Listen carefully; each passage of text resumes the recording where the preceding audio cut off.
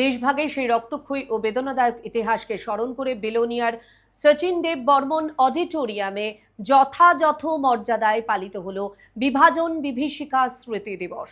দক্ষিণ জেলা বিজেপি কমিটির উদ্যোগে আয়োজিত এই বিশেষ কর্মসূচিতে প্রধান বক্তা হিসেবে উপস্থিত ছিলেন রাজ্যের প্রাক্তন মুখ্যমন্ত্রী তথা বর্তমান সাংসদ বিপ্লব কুমার দেব,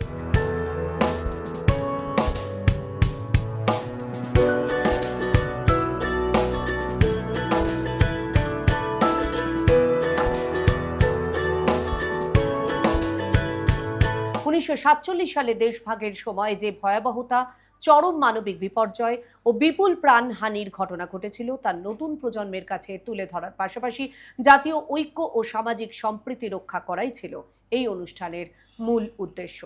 বিভীষিকা দিনের সার্থকতা তখনই আসবে সামনে যারা বসে আছে এরা যখন তা শোনার জন্য, বোঝার জন্য মানসিকভাবে প্রস্তুতি নেই। কান আছে তো শুনবে, কান আছে তো শব্দ শোনাই যাবে,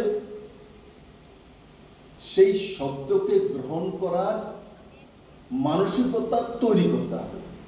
অনুষ্ঠানে বক্তব্য রাখতে গিয়ে বিপ্লব কুমার দেব দেশভাগের ঐতিহাসিক প্রেক্ষাপট ও বিভাজনের ক্ষত নিয়ে বিশদ আলোচনা করেন এবং আত্মত্যাগীদের প্রতি গভীর শ্রদ্ধা জানান। অনুষ্ঠানে অন্যান্যদের মধ্যে উপস্থিত ছিলেন দক্ষিণ জেলা বিজেপি সভাপতি দীপায়ন চৌধুরী, প্রদেশ সাধারণ সম্পাদক চন্দন দেবনাথ, দক্ষিণ জেলা পরিষদের সভাধিপতি দীপক দত্ত সহ দলের শীর্ষ নেতৃত্ব। গোটা দক্ষিণ জেলার বিভিন্ন প্রান্ত থেকে আসা বিপুল সংখ্যক দলীয় কর্মী সমর্থকদের উপস্থিতিতে এই কর্মসূচি ঐক্য ও সৌভ্রাতৃত্বের এক দৃঢ় বার্তা প্রদান করে।